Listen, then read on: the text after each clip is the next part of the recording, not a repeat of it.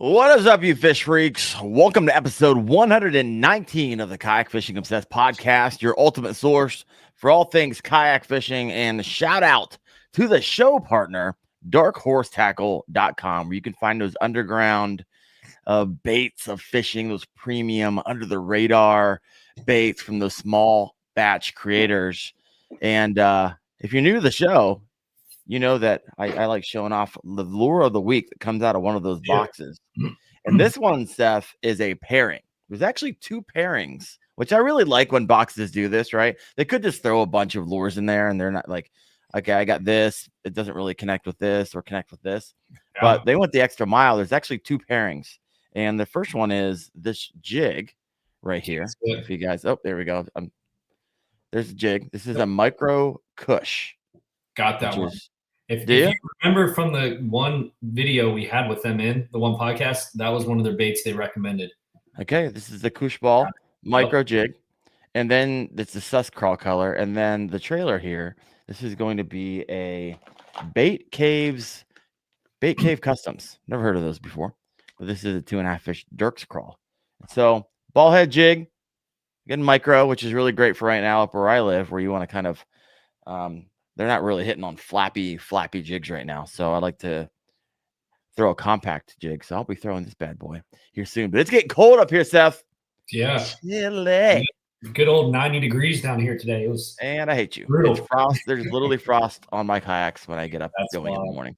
I know. It's wild. It's wild. But it's going to be a good night tonight. We have Wade Clements from Yak Attack on. And we're just going to talk about all things kayak fishing accessories. So he's over there in the green room to bring them on out. Wade, welcome to the show, brother. How you doing? Doing good, man. How are you guys? Doing well. The last time I connected with you was at iCast. And, man, there's been a lot going on since iCast. Indeed. Indeed. So we want to hear, one of the best kayak fishing accessory companies in the game. Been using you guys for years. You won't find the only time you usually find something on my kayak that's not Yak Attack is because you guys don't make it yet. Don't make it yet. You forced me, Wade. You forced me to get a Railblazer Hex 30, which don't get me wrong, it's a good product. However, if Yak Attack had an FFS mount, I'd be using it right now, but they do not. We are currently in the redesign process of that. And, if anybody missed that video after iCast, we showed it 2 years in a row at iCast. It was big. There were a lot of moving parts. I think we're talking almost 20 some parts total, within that assembly. So, a lot of molds, a lot of time. And then, just the more we looked at it, the more people had it in their hands, the more we realized it needed to be simpler. And we're kind of in that process now, redesigning it. So what's the redesign look like? Simpler? Much simpler. You're not going to have that fold out with the adjustable arms. It's going to be a track mount with just your rotational angles there, and easy to pull off the kayak when you need to. So much simpler version. Seth, what are you still running your DIY FFS pole? Yeah, I got to. And dude, it has perks that nothing else has, and I can't even say them here because it's too juicy. No, you can say it. Didn't you create a video on it and put it online? No, of course not. I can't even post some of my wins because it gives it away. No, but I'm able to tilt mine on the fly, like not have to readjust it. Man, my color's going crazy here. Not have to readjust like how far it's tilted or anything like that. I'm able to move mine, especially in perspective mode, which is juicy stuff. Which is Seth's like magic potion. So I use PVC, man. So I don't know, Wade. I don't know if you can beat out PVC or not. PVC, hey, that's where Yak Attack started, was with a piece of PVC, man, for that first Visi pole. So I think we can. Was that the first part? Walk us. This is fun for those of you maybe we're just getting into kayak fishing. You will quickly realize a lot of people are on Yak Attack, but for those of us that don't know the origin story, which I don't know if I've ever fully heard the origin story because it's the first time we've had Yak Attack on the KFO show. Start us from the beginning. Where did the idea of Yak Attack come from? What problem were you originally trying to solve? So the original problem was that visibility, being out there on the water. Our founder, Luther Cyphers, and his buddy, Bob, Bob got into a lot of different hobbies. To take you back a little further, they actually got into the kayaks originally, surf fishing.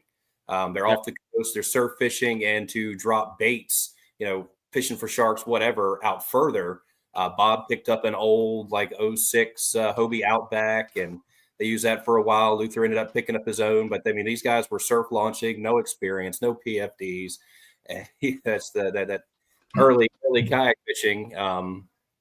But it kind of started there, and it slowly evolved into fishing for stripers and stuff like that off the Chesapeake Bay. And it was apparent right away that, hey, there's other bigger boats out here. We want to be seen. We want to be visible.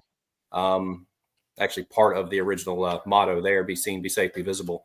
But yeah, it was kind of a PVC, like 3/4 inch PVC pipe with kind of a modified Tektite SOS flashlight stuffed in it. Later got the flag, and it turned into one of those things. It's like, hey, dude, can you make me one of those? And eventually, after so many of those, our local dealer, Appomattox River Company in Farmville, basically told him, hey, you clean that up, we'll sell it for you. And that was kind of the beginning there. They were making everything in Bob's garage, and then later rented their first building in downtown Farmville. And talking to Luther, that they first wanted to just rent a piece of that building from the guy that was leasing it out. They said, I don't think we'll be able to fill this up. And he said, well, we'll just see. And they inevitably filled that up pretty quick. I think within 2 years, they moved out to Burkeville to one building. And by the time they were done in Burkeville, they were occupying 3 different buildings across that neighborhood there. Until later, in 2019, moved into our current location now, the 64,000 square foot building we occupy now that we're outgrowing. I literally watch your shorts. Good job, by the way. And I always look in the background. I was like, there's no space back there for anything. It's like expansion. You guys you're just going to get tighter and tighter. Yeah. So we're always playing musical stuff. Move this around. So we got room for these supplies coming in, these boxes, these raw goods. And it's always kind of a thing happening. Looking at the comments here, somebody asked what year. That was started. It was officially founded in 2009. So we are, 16 years now. Full on. So are you getting ready to expand even more? Is that in the future? Who you been talking to? I'm talking to anybody. I like asking questions. Expand into what, Darren? I want to know. Let me know. Can you tell me? Well, I mean, right now, kayak fishing, I mean, it's always growing. It's always changing. Me personally, I feel like, I mean, there's it's not a lot left, there between your forward facing sonar and the crossbars and your carts and, run out of things to innovate there. So there could be potential other categories that you might see Yak Attack, or at least the brains of Yak Attack, moving into, just to keep the wheels turning. Foreshadowing. Camping. What are we looking at? Well, we've got an awesome team of guys. Oh, I mean, some awesome brains, some great designers, and there are other things out there in the outdoor space that I think that we could do some good at. Heck yeah. I like it. Okay, we're going to boatload of questions over here. So I'm going to run over here to the question section. I'll start at the top. Okay. Theron Lewis, this is a comment. Would love perfectly cut foam inserts for the bottom of black packs. There you go. Not a question. Just there you have it. Yes. And that's one of those things we have talked about. When you get into some things like that, it's hard to do some of that stuff with the capabilities that we have. Obviously, we specialize in mold making and injection molding. And that's where, the heart of all your Yak Attack products come from. Getting into foam and some of those other things, unfortunately, would be sourced goods. And we've already seen the pushback this year from a few of the areas that we've dabbled in. We'll talk about that in a little bit. My gosh. And I guess it's a follow-up question from Low Life Angler. Wade, where are you getting your molds from? They seem like quality molds by the Yak Attack problems I have. And Low Life actually does injection stuff through the company I believe he works at. So, all right. So all of our molds, all of our tooling, we make in-house. We make right in Farmville, Virginia, in our facility. It's one of the things that Luther started doing initially for cost savings. People told them it wasn't going to work. The aluminum, we use aluminum, a lot of your big molds. I mean, where you're running, hundreds of thousands of products, they're all steel, but they're all made overseas and they're very expensive. So when Luther originally started Yak Attack, we started once we got into molding, making them out of aluminum. And then obviously once COVID hit and all the other things started coming up, I mean, it's really what kept the company going, and gave us the ability to continue growth and excelling in our categories there. So we make all of our molds in-house. We've got multiple robo drills and other equipment there. We machine all of our molds out of solid blocks of aluminum. Wow, that's exciting.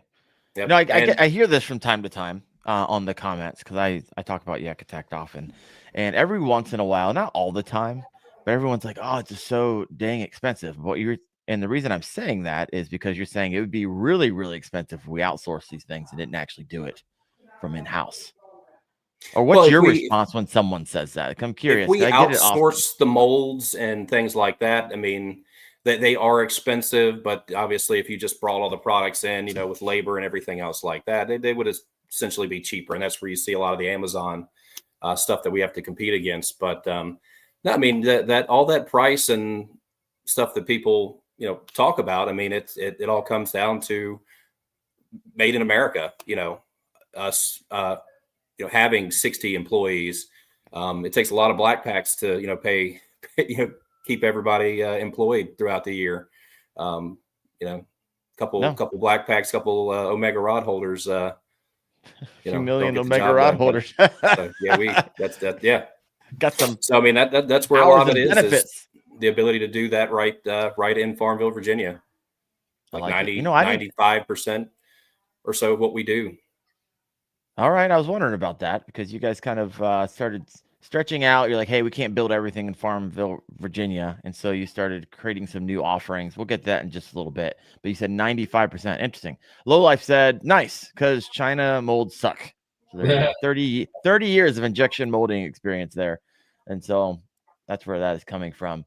All right. Got a bunch of other questions here and some comments. Utopia Outdoors says, tons of Yak Attack stuff on my boat. Love it. Awesome. We appreciate Brian it. Richardson, great products, like them. On my new canoe Unlimited, right? From the Mitten State, from up there in Michigan. Jared Booth got a question for you. Jared Booth, is there a specific black pack, battery-specific black pack, much smaller perhaps, with already built-in rubber plugs for wiring? No. So that's modular, no. Right? I mean, you can build all that out. Yeah. Yeah. So, I mean, we see a lot of battery box builds with black packs, which are awesome. They definitely serve a great purpose there, but nothing that is specifically, specific to the size of any particular battery. And they're all shapes and sizes now with lithium. Yep. I'd say one of the best ones is what Newport did, with their low pro battery, where it fits that 16-16 short stack like a glove. Yep. So there you go, Jared. If you're looking for something small, they do the 13 by 13. And if you're looking for something, depending on battery and what you're running, we need a lot of information. But the other question is there a built-in rubber plug for wiring? You don't do that. You just offer the grid locks, right? So we have the through hole connectors and right things like that to run the cabling through, sure. But no direct connect plugs or anything like that. Good question, Jared. Love it. Jason Reardon, Wade, thanks for what you do for the kayak community, the family. I love it. New fishing. Got a comment over here. When's the new wheel cart you had at ICAST coming out? By the way, that video, thank you for the time you gave me at ICAST, because that video is almost at 40,000 views. Well, appreciate you coming to the booth. And no, it's all good. You spent like runaround. I was like, hey, Wade, you got 15 hours of your time I'd like to take over the next. There might have been a line of like 17 people waiting to talk to Wade. I'm like, nope, sorry guys, got him. Dude, it paid off. And there's a gazillion things we talked about, but I think the cart he's referring to is the one that's actually hard connected to the back of the kayak and it flips over. That's the wheelie bar. So the wheelie bar. When's it coming out? Now. So I guess to shed a little light on that, but we were, designing all the other carts. That's a design that kind of came up. And I mean, we could have taken it to ICAST last year, but it's been kind of, we put baby in the corner and it's been sitting there and we decided to knock the dust off of it and kind of see what what kind of noise it could make, and it was a show stealer. Even over the motors. Everybody loved that cart. But right now, our designer that's working on it, he's just finishing up that swing arm crossbar, that pivoting crossbar. Finishing up all of his designs on that. So he started work on the finishing touches, tying all the ribbons and bows on the design with the wheelie bar. So I would say January, February on that. Okay.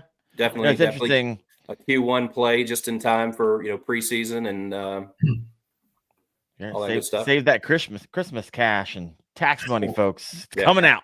It's coming. So that's one that we kind of held off just because it's kind of boat specific. Like you have to all kayaks you're going to have to put a piece of track on each side in the right place to mount the boat to it, and we see all the comments that popped up throughout iCast. Oh, you're going to snap your rods off when you fold it over. Yeah, it solves a lot of problems, especially where a lot of your other landing gear products are destroying and ripping boat hulls to pieces. It really solves a lot of those problems. But yeah, it's going to make a few others. Standing rods. Yeah, you're gonna have to lay your rods down on your deck when you're flipping this thing around. Obviously, right. Yep. There you go. I like it. All right. My goodness. I thought I had questions for you, but it looks like everybody else has questions for you. Yeah. Keep Casting's got a question for you. Would Yak Attack consider custom colors for an additional cost, of course? So that's one of those things. It comes up a lot. I know everybody wants to see colors. There's a lot of other colors that we haven't done yet that I want to see.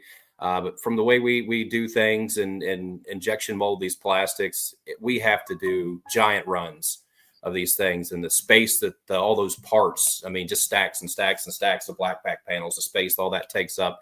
It's a lot of inventory to move around inside that building.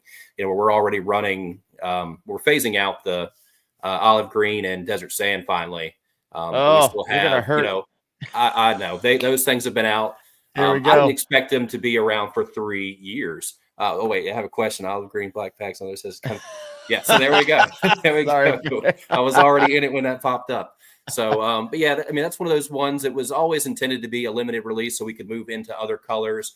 That olive green is definitely one that I think people like the best. The desert sand is great, but I don't know. I'd like to see it more of a coyote brown if that one ever came back. It was kind of fleshy, but okay.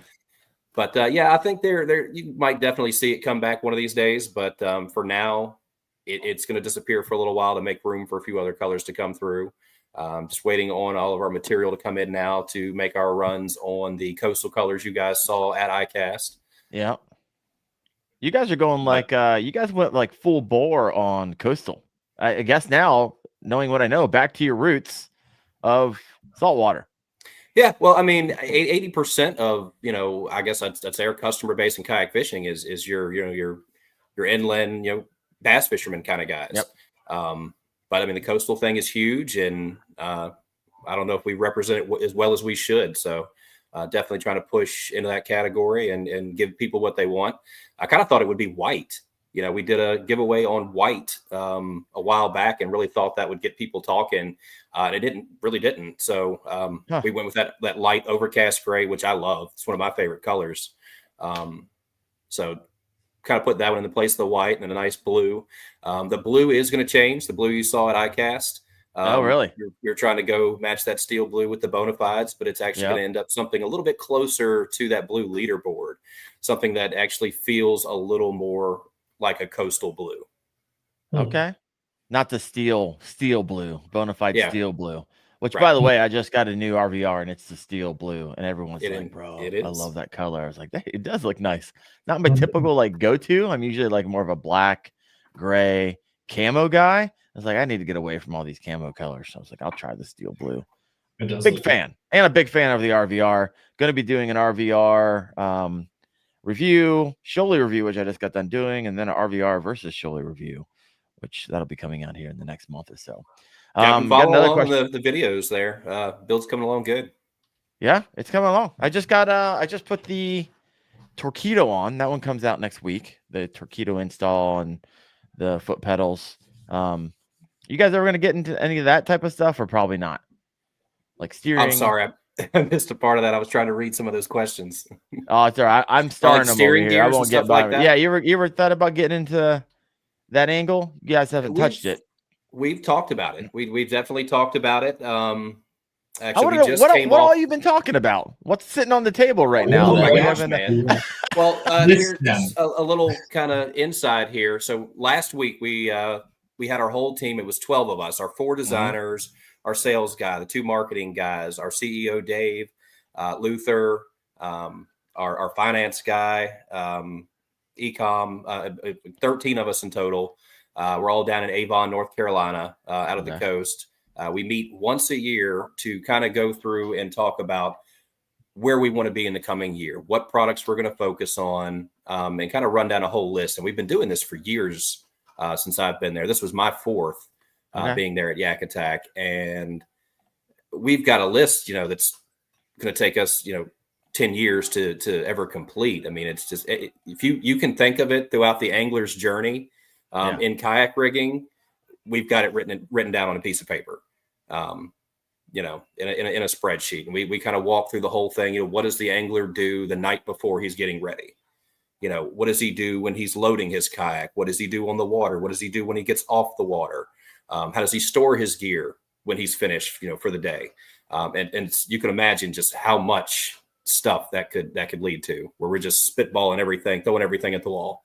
Some of it sticks, some of it doesn't. And we kind of pick out the real winners there. And that's what we kind of move into throughout the next year. But foot pedal steering came up this year. But we've had a lot of those that have come, well, not a lot, but two really solid options that have come out in the past year. The Wizard works, where Mel worked with Big Adventures there. Fantastic system, very smooth. And Catch just came out with their own version of it as well. So putting some good thought into that to really do something different. Would be especially when you got two, got 2 monsters over there already got that across the finish line, 100%. Right. All right, other questions here, and there's, my goodness, I got so many things started over here. Give me 1 second, Seth. If you see something, pop in. I forget where we left off. I was starting some. We have so many. I know. Marty Hughes is over here. My license plate says Yak Attack. Well, you'll be getting a cease and desist shortly, Marty. Just kidding. No, not Marty. Marty gets a pass. Marty gets a pass. I love Marty. Kayak Jack, by the way, if you guys are not familiar with the name Marty Hughes, he goes by Kayak Jack podcast. Good man. I did see something here about electronics, automotive grade. Yaks are considered marine. Why are your electronics automotive grade? We don't currently make electronics. We might have us confused with Yak Power. I don't know. There you go. I don't know. Well, we'll clear that up right now. All right, one from Ruben, Cooler Lid. When is the drop shot going to be at? We're going to be available. And is there going to be a smaller one available? That's he pulled 2 questions out of the hat. He did. So obviously right now it's going to be that current size. Just the way ours is designed, the way that we have built this, obviously the feedback, it's a little bit bulkier. But the smaller you make it, the less, cordage, obviously you're going to be able to house with inside that spool. So that's one reason it's got some bulk to it. But as far as the availability date, we've been telling people October for a while, and that was our goal working up to it. As you can see, I've been doing some videos with our testing, and things have been coming along really well. But all the internal metal parts that go inside this, your gears, your shafts, bearings and different things like that, we've been custom machining all these parts in house. And once we get the design right, find a vendor that can mass produce these for us. First round, a few things were a little off with some of the first round parts that we got in the other week, and they took a little longer for us to get, obviously. That kind of held things up. But we're really hoping the next couple of weeks here, everything will be ready to go. So same thing, kind of January, February. You'll see them on the website. No. I before Christmas for sure. Oh, all right. I mean, I hope it's here in the month of November. But I mean, like all the marketing, the photography, and packaging and all that stuff is done. Just waiting on some of these internal parts. The mass produced versions. Like our testing has gone great. with the things that we're producing in house. So it's getting in all the bulk of the materials for the full builds. You know, to I think the initial we're going to build somewhere 300 to 500. Can't remember exactly for the launch, and then continue building from there. So. Do you do pre-orders on that stuff? Or you just kind of it's up and it's ready. When it's up, it's up. Got it. All right. Do you see a big surge in the Christmas time here in the winter? A little bit, but obviously once you get into March and areas start warming up, that's when our socks really get blown off. Yeah. We do some deals. Yeah. And by the way, you talking about the weather while I was sitting backstage in the green room. I was definitely green sitting back there listening to 90 degrees. It's cold and rainy as crap here. I hear you, Wade. I need to get down. I need to get down there. What I need to do is go south during the winter, like January. I need to go visit Yak Attack, do a video on it, and go visit Bonafide, do a video on it, go visit Cashin, do a video on it. I got like a loop that I need to make. Visit Seth, do a video on it. You're too far south.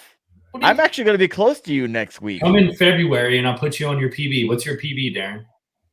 7. Let's go get an 8. I'll go get an 8 in your backyard. Let's do it. Come on down. I'll put you. Well, they're going to be spawning in February. We'll put you on some giants. Oh my goodness! All right, my loop just got bigger, much bigger. If I'm going all the way down the south, my gosh, mainstream. Definitely come by the plant for sure.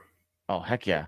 Mainstream Fishing is Wendell, my boy. See you this coming week. Yeah, so this upcoming week, I'll be traveling down to Guntersville for the KBF Nationals, and I'm going to be fishing with Rudd on the way down, fishing with Chad on the way back after it's all said and done, and just fishing like 5 or 6 days straight on Guntersville.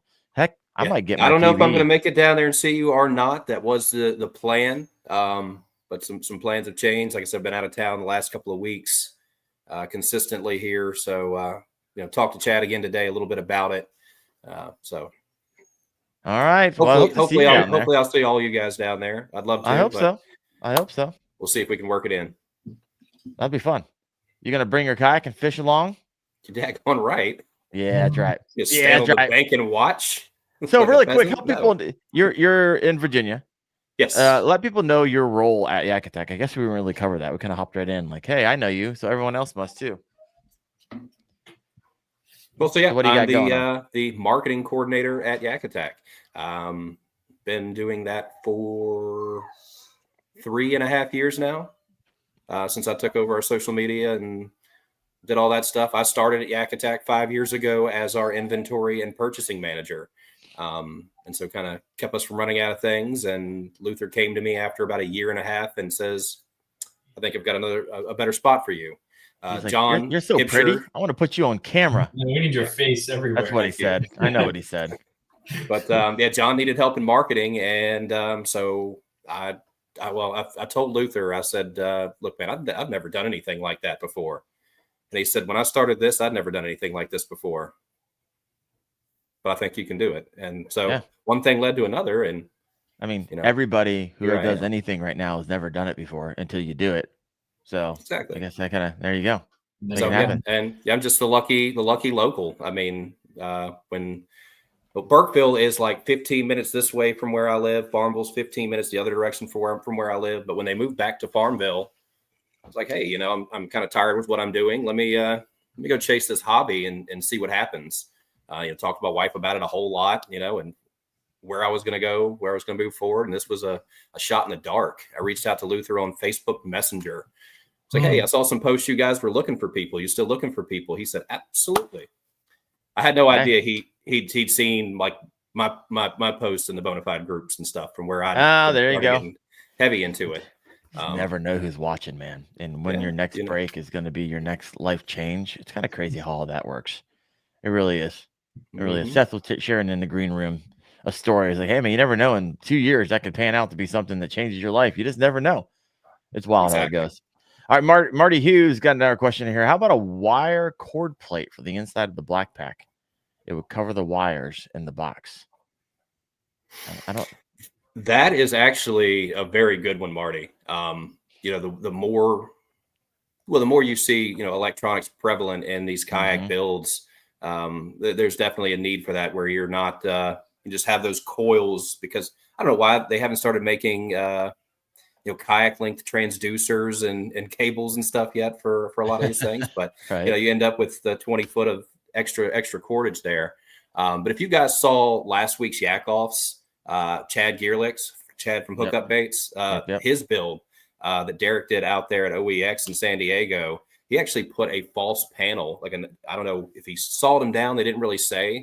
I'm definitely gonna have to get with Chad on the other side of this and see how they ended up doing all that. But they put a false bottom in it and a false wall in it to hide all that cordage. So it was super, super clean. It's one of the cleanest black pack builds I've seen.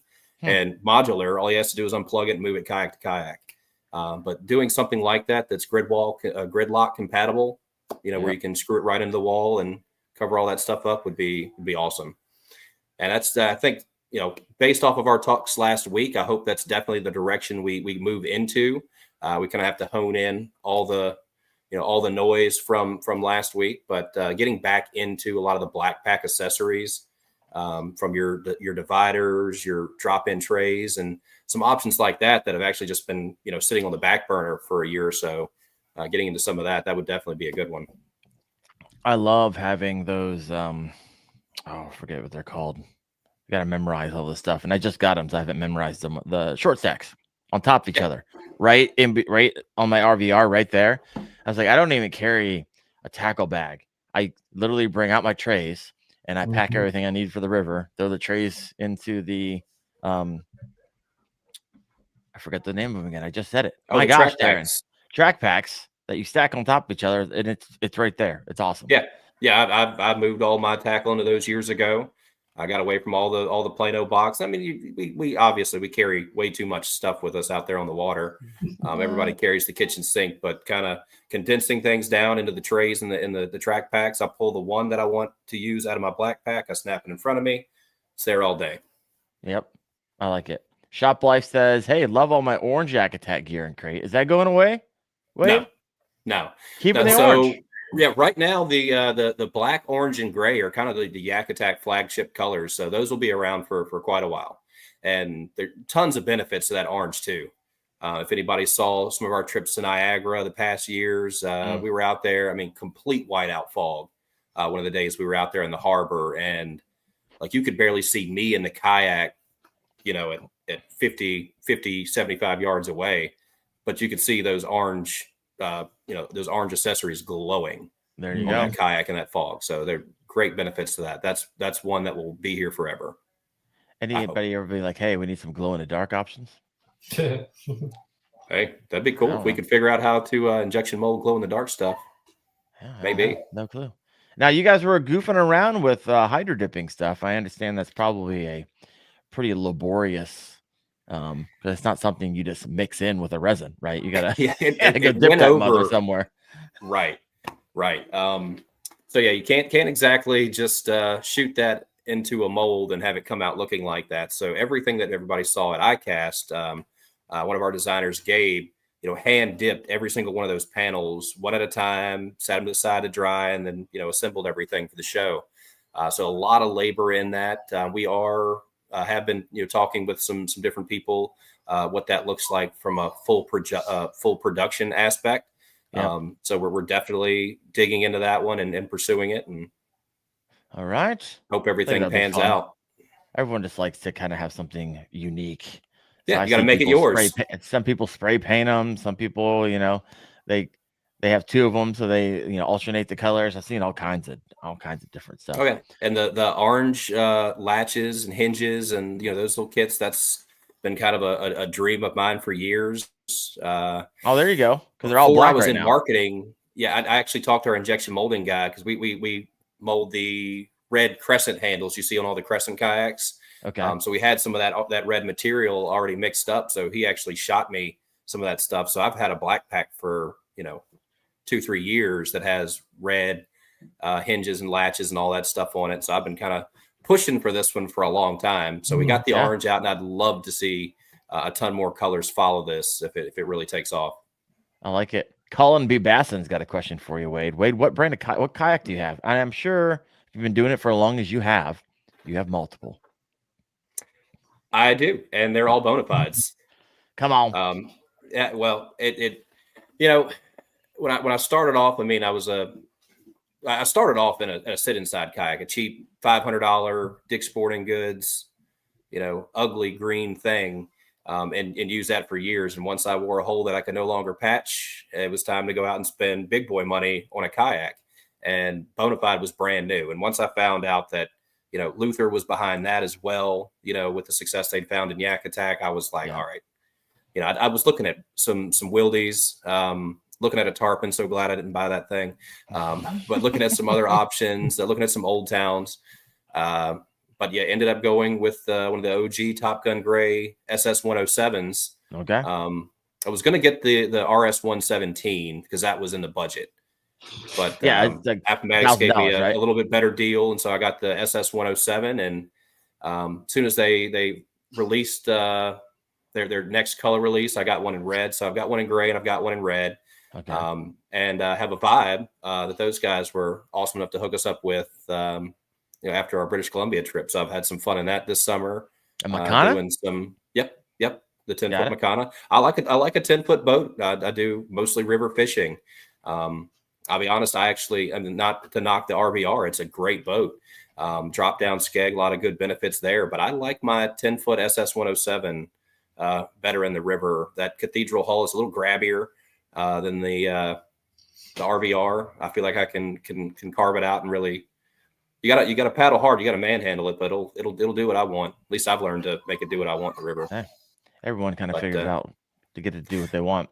Yeah, but that's what I own personally. Obviously, there's a plethora of kayaks at Yak Attack that I get to take them out for a spin. All the time. Little loners. We've got an unlimited. One of the unlimited. Somebody was talking about that earlier. That's definitely one of my favorite kayaks to rig out.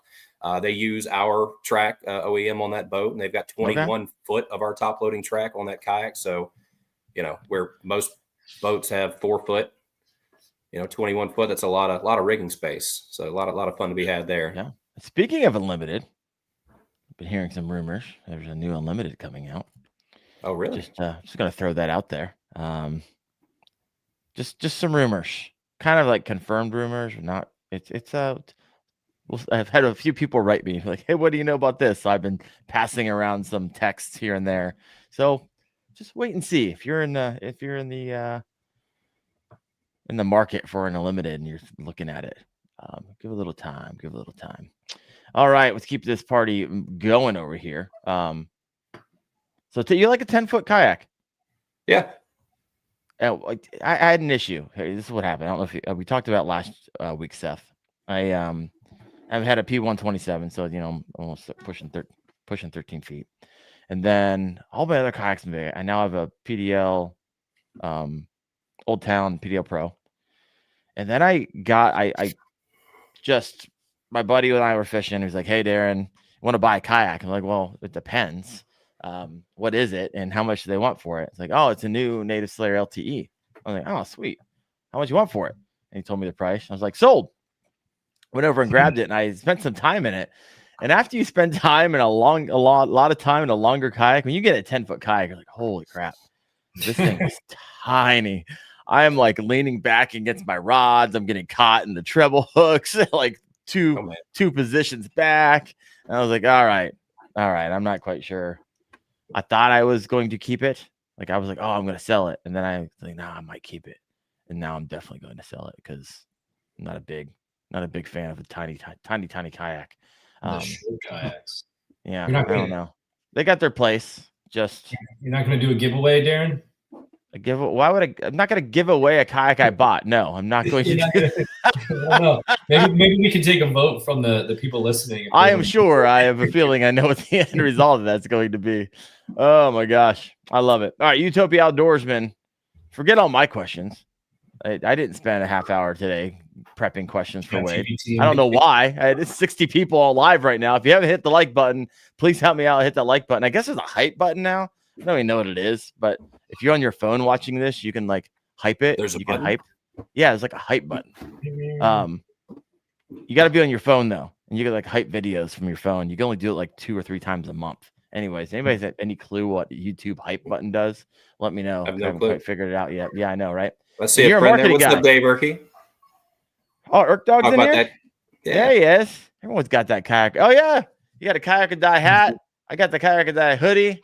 Seth? Nothing but the best. Great hammock. Grape hammock. It's a boat ramp. And a Somebody please send Seth a hat. Please. I buy this hat. I love it. Utopia Outdoorsman. Wade, what's the coolest product Yak Attack considered but decided against bringing it to market? That's a good one. Good question. It's a good one. The coolest, It's but got decided opinion. Yeah. You're like, maybe you push for it hard and you got the big old veto. Or one. Yeah. Well, yeah. I can't really say anything that we've immediately turned down. Some things get backburnered and they end up resurfacing. Anchor reel being one of those that kind of sat on the back burner for about 3 years, as much as we talked about it. But I don't think we've ever really looked at something hard and then just said no. The closest you may have seen with that right now is that the live scope. Okay. And you're still doing it. You're just kind of I don't think we've said just no to anything, super cool. Yeah. No, I like it. I got more questions over here. Steven Sturgeon, any plans for, I can't quite read that, something about a bed extender. Something that would assist lifting a kayak like into the bed of a truck. I guess that would be more like in Malone's world, right? Like muscles? I don't, I'm getting old, man. Muscles is starting to like fade and that's blow one of the out. reasons for that smaller 10-foot boat too. That's true. Big facts. But yeah, I don't know. Helping load. I will say, if you get your boat up on a kayak cart, whether the Bunkster, bar cart, one of those, I mean, you literally grab that nose, grab that bow, and roll it right up onto that tailgate. That's a huge help. And then from there, it's pretty easy to pick up the stern and scoot it right on. Yeah. But definitely, I don't think we would do a bed extender. I mean, that's a metal product, and a lot of other companies have that on lock. Sure. I literally was installing one from Malone Trailers here just a couple hours ago, and people were sending me text messages about what hyping is. All right. You go into your YouTube studio and then let viewers hype my content. I still don't know what it is. I know that people can do it. I still don't know what it does to the content. I'm sure it's positive since you can only do it a few times a month. Anyways. You have a hype button, don't you, Darren? I have a hype button. There it is. I got that, but then like YouTube doesn't care that I push this button. They care if you push the one they just created for whatever reason. I don't know. I saw a comment in here I want to throw up. Yeah, I'm 27 comments. I haven't even read yet. A mini yak cart for the bow would be nice. Mini yak cart for the bow. I'm guessing it's because it's heavy to be pulling. He has an LTE too. I know that fella. So what are we saying? A cart for the bow. I want you to make one. Everybody wants you to make these things for us, Wade. We think them, you make them. Yes. You're keeping a running list, right, Seth? Right. Things that I have to take back tomorrow. You just go to YouTube. All right, guys, this is what we're doing. Yeah. But a cart for the bow. I mean, I guess is he talking about maybe you have your one cart in the back and then put another little smaller one under the stern. Yeah. Just kind of roll it on 4 wheels. I think that might be it. I should motorize it to like drive it to the water. That'd be sweet. Motorize I saw one guy had like a remote control and he had his surf cart and he was like moving his Hobie, like driving his Hobie back to his car. Did you guys see that? I think that's Brandon Barton. Was that who it was? I've seen Brandon with a motorized one. Looks pretty cool. Yeah, I like it. And then you call him B. Basson. Maybe a storage cart would be cool. But then again, you got like Suspends and you got Malone to have those type of carts already. You would only just be creating something that had Yak Attack on the side.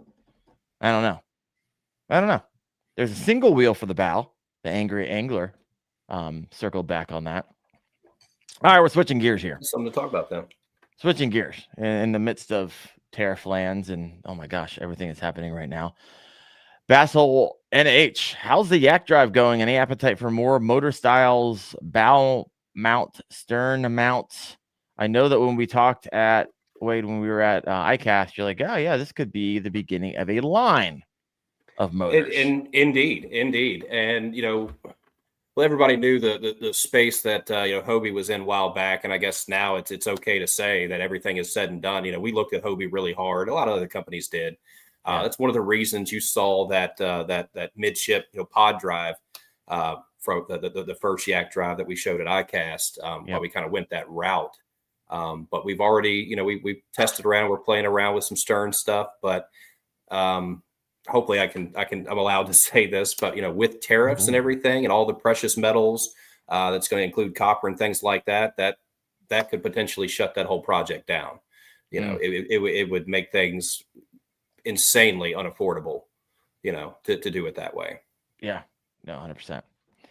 So that's one we'll wait and see. I'd love to see things come back around and normal out there. Things change every day, week to week. So we'll see what happens. And but definitely something we're very passionate about. All right. So when it's all clear, watch out.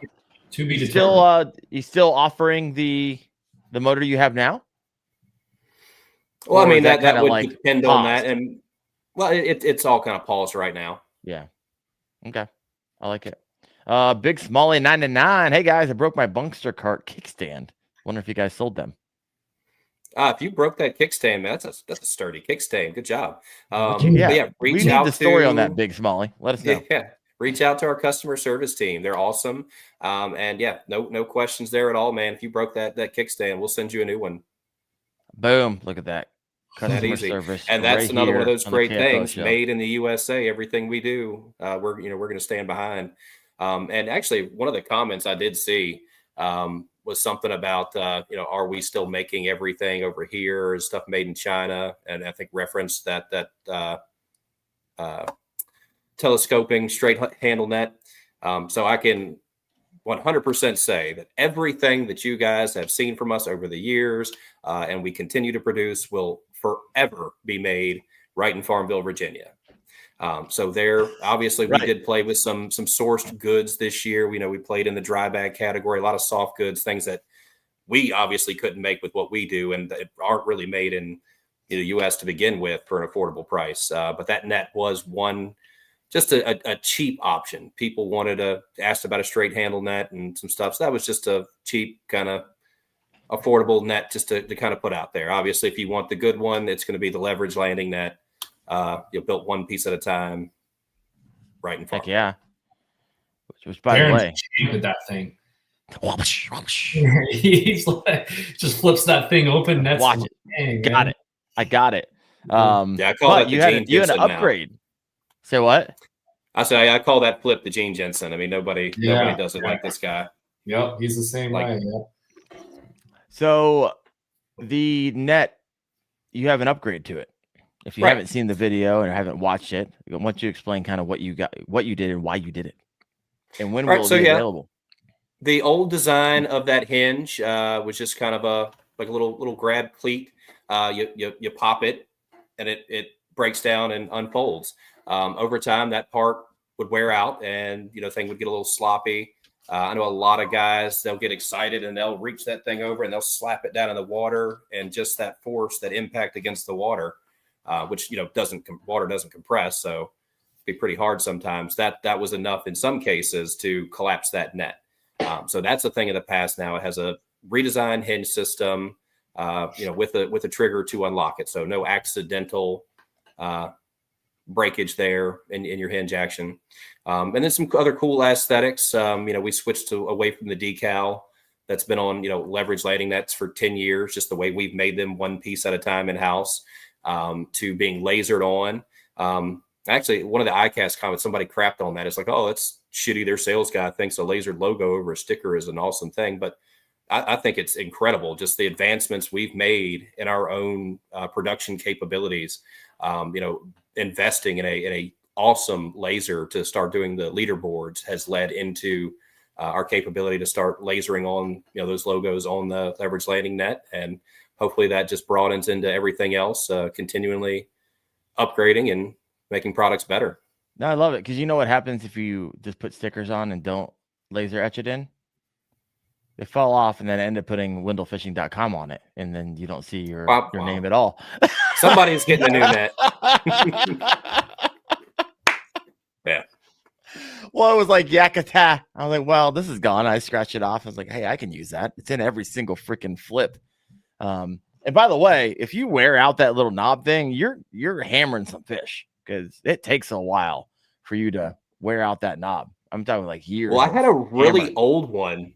I hadn't even used it in a while because it had a red sticker on it. And once I got into marketing, I couldn't use my custom things. I had to use, things that we actually sold. I couldn't use any of my fancy stuff, the black pack with the red latches and all I was talking about.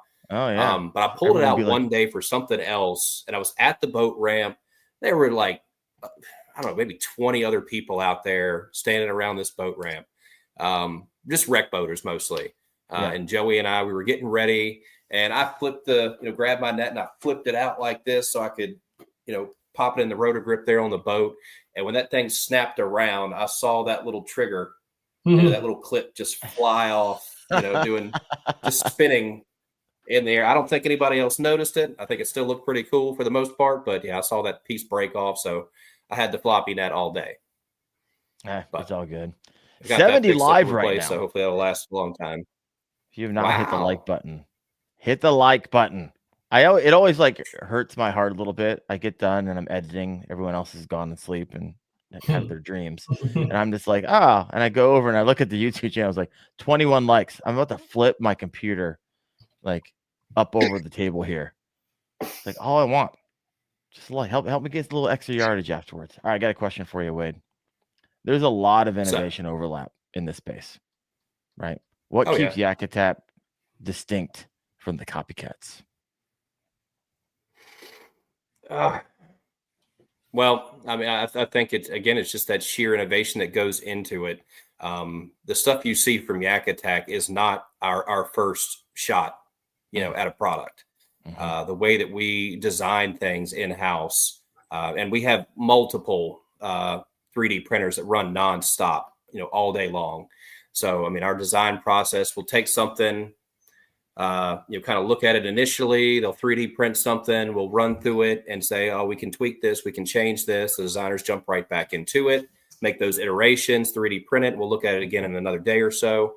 And that goes on for months until it is the absolute best product that we can make. And I think that's what really allows Yak Attack to shine above other companies that are out there. What are you whining about, honey? Sorry, my dog is she wants a cameo. Going nuts here. Some attention. I'm giving it to you and not her. I know. But I mean, it's the things like that. I think that and finding all the extra detail in a lot of those products, the Cracker Jack surprises, if you will, little things that you didn't expect to find. It's like it does this and does this, but this is cool too. So it's the little innovations like that I think really make Yak Attack stand out. Now, out of all the accessories you've built or been part of or you come across, which one are you personally most proud of? And did you ever have your hands in some of the design of those? Yeah, over the years, I've got to weigh in on product development a whole lot. I'd have to say you're not just a pretty face. One. I mean, there's so many things. What are you trying to say? He's the brains too. You're not just a pretty face on the online. You think I'm pretty? Like a princess. But no, no. I mean, obviously, I'm one of our most avid kayakers there within the company. There's a few of us for sure. But being able to bring that input in and be the first person to test a lot of things and weigh in on that product development is awesome. But there's so many great things. I don't know if I could call a favorite. I mean, there are things that we've designed that I like the track packs. I was like, I don't see myself using these, and now I use them all the time. Yep. I'd never go out on the water without my net. But the number one go-to that I don't think I could have any kayak build without is a black pack. Yeah. Mm-hmm. That's the number one staple for any build. And I'll be honest, the double header paddle holder. Yeah. It gets the paddle off the side. It's out of your way. It's super, super convenient. I always have one on my build. A couple of weeks ago, I gave one to another angler out there that didn't have one. It was in need of one. So I gave him the one off of my boat and forgot. And so went out last weekend and hit the river and was just miserable all day long. And I tried to set my paddle, prop one end up on the command center crossbar. and the other kind of on that upper chair leg of the Bonafide, and it's fallen off in the river the whole day.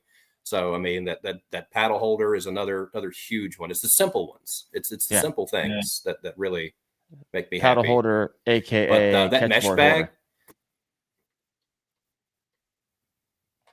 Yeah, if you call it that. That's what we make one for a leaderboard. You know, I know you make one leader. I own it.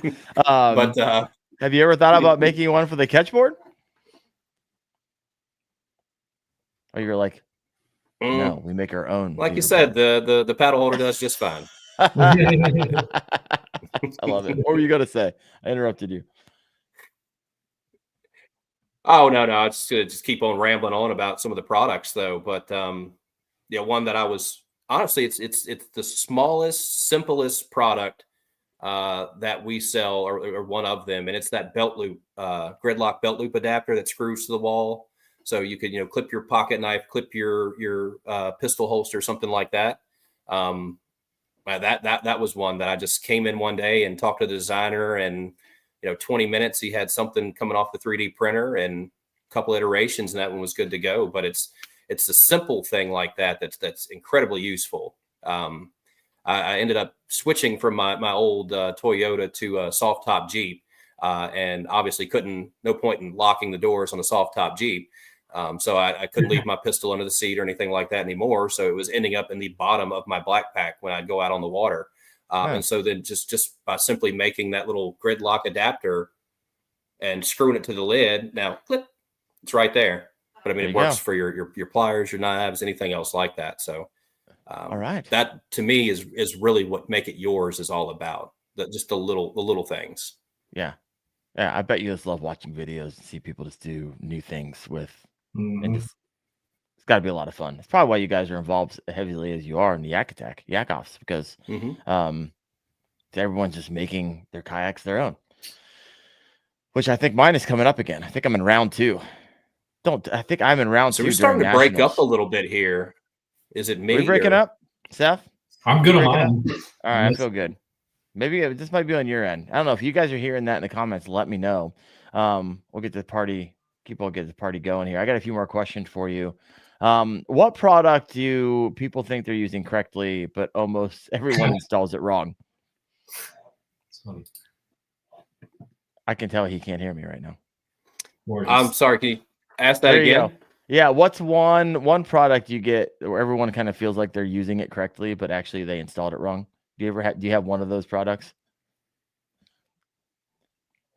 That my first thing that comes to mind is the retail hangers that are on the Track Pack combo kits. Oh, you think so? What's to tear them off, tether right? holes on the back of the Track Packs. Yeah, exactly. It's a disposable piece, and we literally molded that little hanger to snap into those tether holes so retailers could hang them up on the hooks.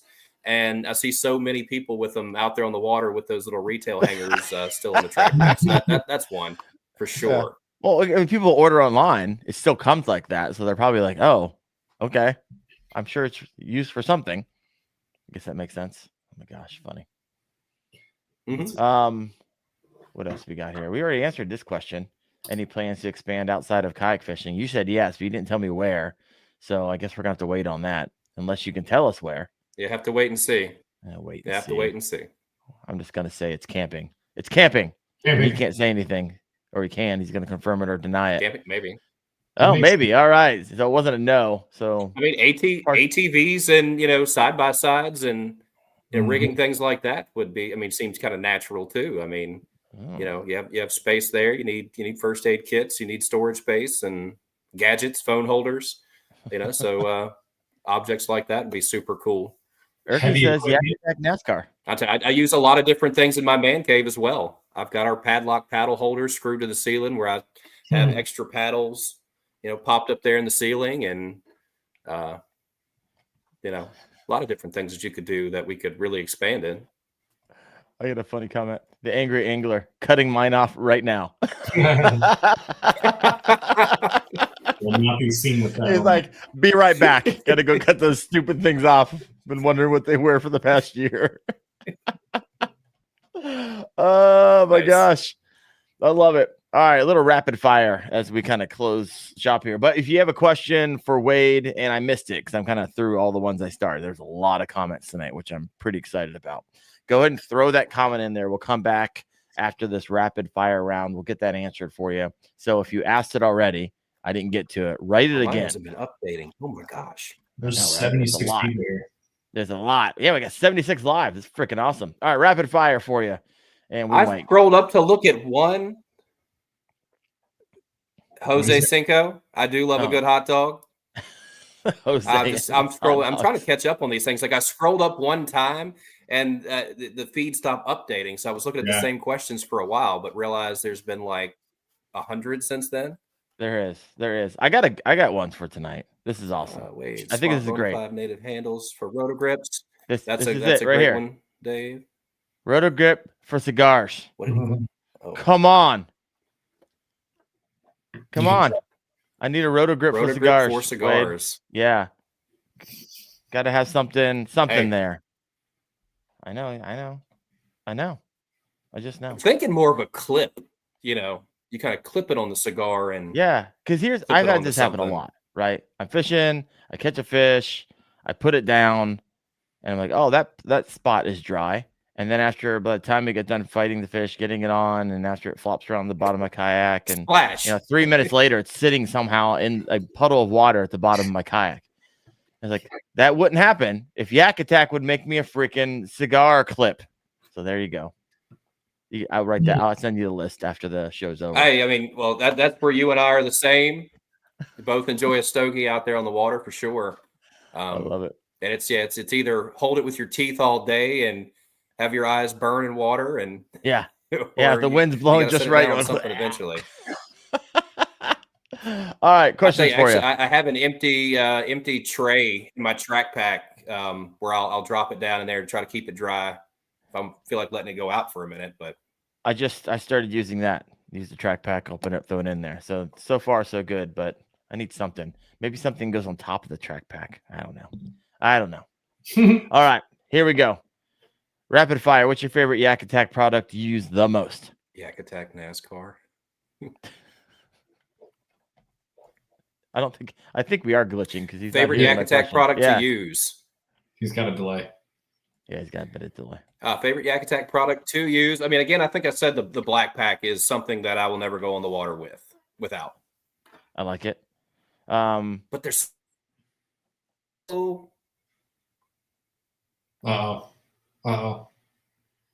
Wah, wah. Down at Farmville, they don't have really. Sorry, folks, we're experiencing technical difficulties. It's that Farmville internet. That's what. Internet out here does suck. Really, really bad. Seth, how about you? You run the Yak Attack gear? Yeah, I run the black pack and the paddle holder. Those are two for sure. Do you put a paddle in the paddle holder?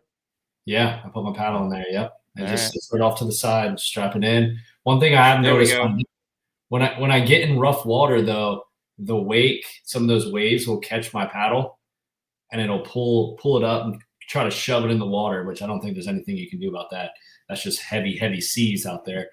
Trying to think if I run anything. I don't run a whole lot on my kayak. I'm not one of those folks like Darren that has it all rigged out. I would lose in round one, put it that way, in the yak offs. They'd be like, all right, this dude's super simple. But yeah, the black pack, the paddle holder, PVC mount from a live scope, so it's not Yak Attack brand. I can write it on there in Sharpie, but Yak Attack. Yak Attack. I think that's probably all I've got, really. I don't really have a whole lot of stuff on there. All right. Anything you wish you had had? Now that we're talking? I don't know, man. I'm kind of set. All right. You got it all figured out.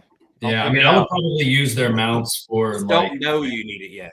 Yeah. Right. I'd probably use their mounts for like a graph but I like my stuff kind of simplistic. I don't like a whole lot of stuff going on. So yeah. Well, where's the fun in that, Seth? Super basic. Fun sucker over here. All right. Just catch fish. That's all. That's what we're worried about. Just catch fish. Yeah. All right. Fire.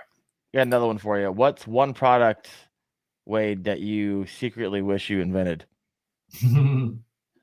bottled water. No, the Yak Attack.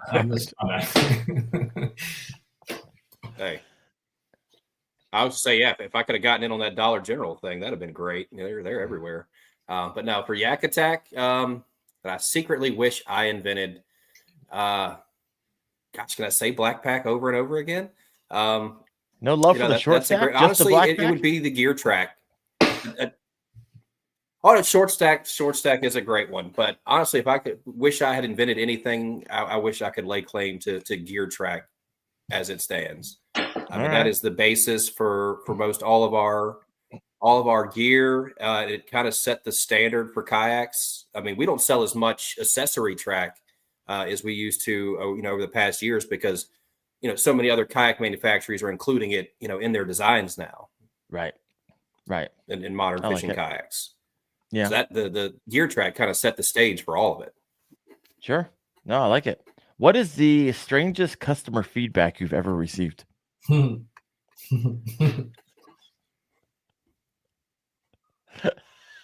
Filter. Oh, gosh,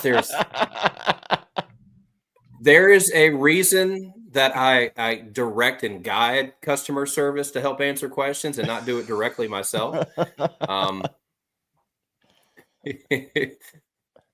Oh gosh.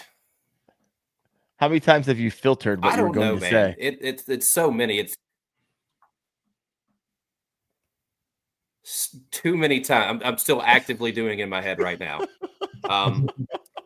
There are a lot of people out there that some people that just don't understand some things and they struggle with some stuff. I mean, we do lock and load customer calls 3 times a week, and how that lock and load trigger, how you actually attach that, take the base out and attach it to the track.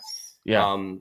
So there's things like that. But then again, there's just some rude people out there sometimes that just want to call just to fuss and not even talk really. Just call and tell us that, Guys are so we didn't have the forethought to think of this in advance or something like that. Like one guy wanted a longer piece of track for something. I forget, years ago. And I could have literally told him, hey, we cut all this stuff from 12-foot lengths in house. I can get you what you want. Yeah. But he was just, he was set out to be a jerk the whole time. And it's like, y'all didn't have the forethought to think somebody would want more than 16 inches. And I'm like, dude, oh, no, you're trying to cut me off now? I'm like, no, I'm sorry. I thought you were finished, and it went on and on. And I was like, all right, look, I'm not even going to offer. Yeah, I was going to help you. Now that you're cool, I'm not helping you. Yeah. Being able to do all that stuff in house, we have those abilities. So what's the most common customer feedback? So just don't be a jerk. I mean, we're common customer feedback. That our customer service department and warranty process is amazing. And that's something that we're super proud of. Walk us through it. I will say, well, it's easy. I mean, 95% of the stuff we make right there in house, we stand behind it with our Built for Life guarantee. So if it breaks, don't feel shy to reach out to us. Let us know. We want that feedback. Hopefully maybe we can improve something, going forward with some stuff. But I mean, it's pretty much no questions asked. Stop whining. That was the dog, not the customers. But we have some awesome girls in our customer service department that work hard. Now, I mean, sometimes they're busy, sometimes they're not. If you don't hear back in the first day, if you don't hear back on a Saturday or a Sunday, that's because we are closed on Saturdays and Sundays. Just there you go, putting that out there. But those girls work hard and do their job really well. So I'd say that's probably the best thing we've got out there. On top of it, I mean, it's just an overall awesome staff all over the building. But yeah, no, I love that you stand behind your products. So anytime. Before you go write a review, become scathing mad, just reach out to Yak Attack. They'll get back to you. They'll take care of you. Darren, I remembered my other product I have. Oh, what is it? So I've gone through so many of these those lights that you put on top of the power pole because I hit trees and everything all the time. So I've gone through those. But I got I don't know the actual name of it, but it's the Yak Attack flagpole that collapses. Is it Carbon Pro? Yeah, the one that rotates, not rotates, but you pull it apart. Just and it has yeah. four different sections. That thing's money. I love that thing. It's the Carbon Pro, right? Is that what it is? Wade's lagging over here. He's gonna hear right. it in like Yeah. 3 minutes. Yep. Yeah. Carbon Pro. That thing's super cool because I put it right in between my rod holders and my black pack and just shove it right in between. I heard. Rod holders, and then I collapse it, put it in the black pack when I'm done. Never forget it. I think we've got a serious delay going on between us. We got like a 20-second delay now. We do. It's all right. We're getting ready to land this plane, but I got some questions from the audience. Is it that bad? Take us home. Let's take us home. It's Farmville. I blame Farmville. Farmville. All right. Give me 1 second. Let me just check something real quick. Oh, someone's out there sucking the bandwidth. He's like, get off the Netflix. If there was one thing, Seth, that you would want out of Yak Attack, what would it be? One I don't know if that's going to help, but maybe it will a little. What was happening? You told your wife to get off the Netflix. She's sucking the bandwidth. Oh, I just thought I would try to unplug a few things. Exactly. Already. That was only a shorter delay. He answered that one quicker. He did. I like it. Irk Dog Millionaire over here says Yak Attack action camera shade. You get a lot of like requests for shades, like. It sounds like that would be in your wheelhouse. Is obviously, we've talked about shades for your, for your graphs and things like that. Good molded one that's going to hold up and last, unlike some of the injection molded ones. But I will say an action camera shade, I don't think that's ever come up. You might be onto something, Dave. Problem is, I always shoot my camera shots super wide view. So that would have to be that'd be an interesting shade. Yeah, I can see how it could work. You just have to cut down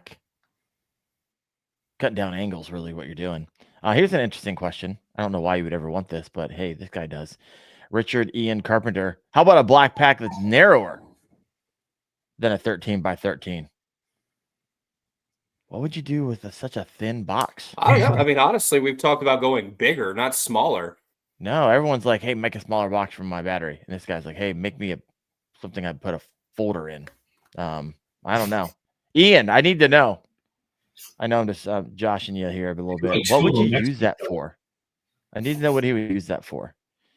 Tactical kayak fishing. He's like, I have about $800 list of stuff that he wants from Yak Attack. Love it. Let me see here.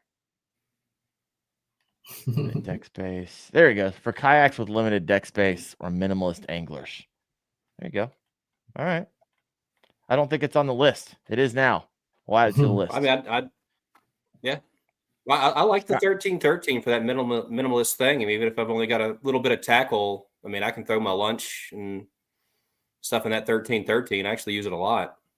Yeah. Some people are saying they can add a cooler to the back of their kayak too. Gives them a little extra room here. There you go. I see it now. So they want something.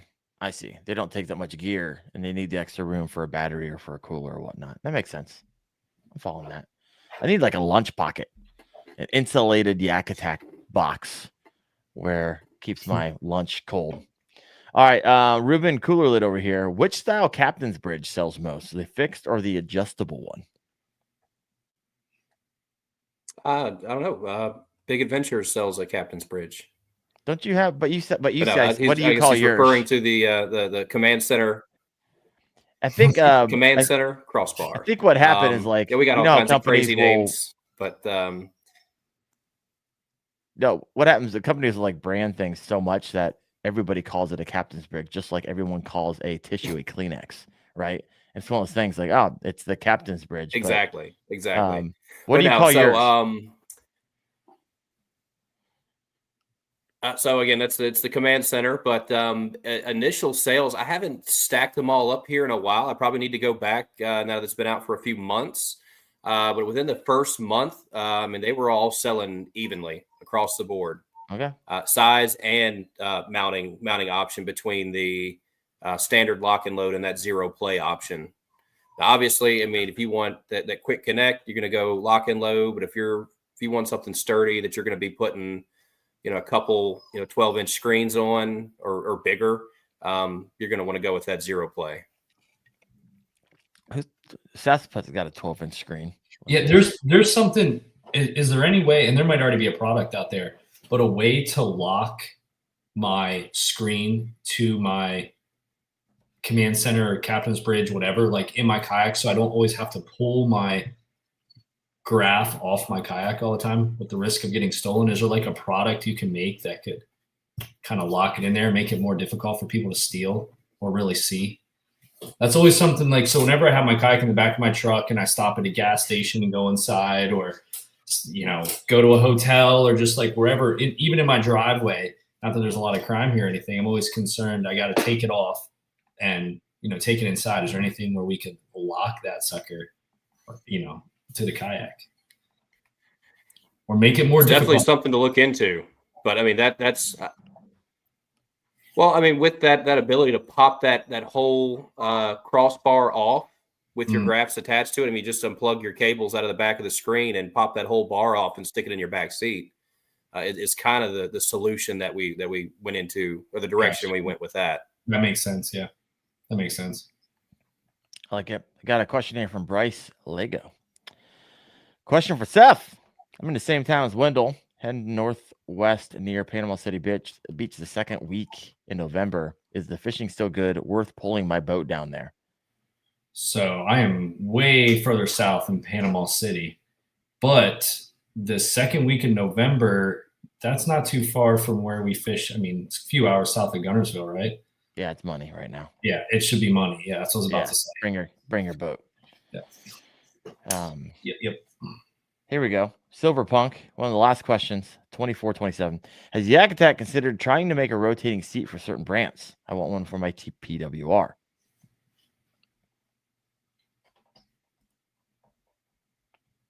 You mean kind of like the Millennium seat that you're seeing in a lot of boats? Yes, I think that's... yes, we have talked about it.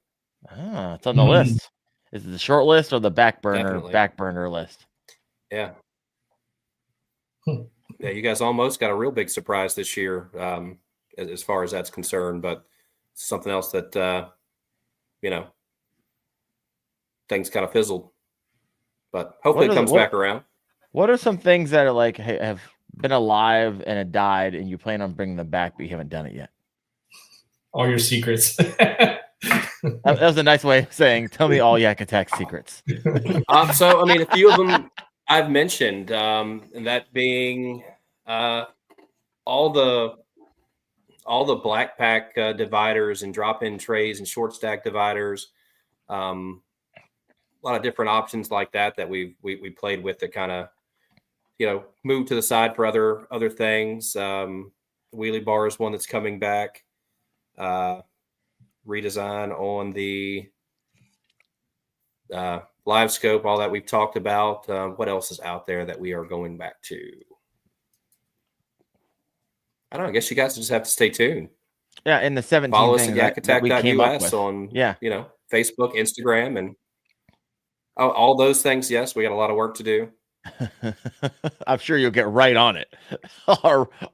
Darren needs a cigar holder, so we gotta get right on that. We gotta go to the front of the line. Oh my gosh.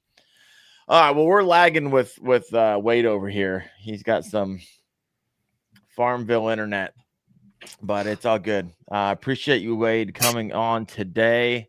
Appreciate what you've done and what Yak Attack has done for the community, for the family, for years upon years, and look forward to continue to see what you guys are putting out there. See you down at ICAST again next year. It's gonna be a good freaking year. So I'm excited about it. I'm kind of sad that I'm getting into, like, it's getting really cold. I'm only get out a few more times. Nationals might be my only time fishing before I'm kind of sitting in front of the computer. But that's all right, because I got K-Fast and the no share pledge thing going on. It's gonna be a good time. So Wade, appreciate you. Seth, any last thoughts before we close this show out? Yeah, man, I just think it's awesome what you guys do. All your innovative products, your branding, just all of it. I think it's super cool, and I appreciate you guys. Great products. I love it. And also, awesome. We appreciate all the customers. Everybody out there. Was that? No, go ahead. we're talking over each other because we got. I was going to say, I mean, thanks. I appreciate the opportunity to be, to be on the show tonight and talk to everybody. All the awesome questions, everybody out here. Thank you. I'm just blessed to be here, man. I'm just like I said, a lucky local dude that camera. But there's again, all the credit goes to all the other hardworking people at Yak Attack. Heck yeah, brother. All right, folks. Well, we are not going to have a show next week because I'm going to be down Nationals pre-fishing for the KBF Nationals. So you won't see a show next week. However, special thanks to the show partner tonight who makes this show possible, Dark Horse Tackle. We talked about them in the beginning of the show. If you want a box, it isn't just like any other box out there where you're just going to get straight king stuff or whatever it is. Check out darkhorsetackle.com. Check out their box. I think you guys are going to love it. I can't speak. Apparently, I rented these lips tonight. My goodness, I'm having a hard time. But we'll see you guys in a couple weeks on the KFO show. Thanks for listening. You guys have a good one.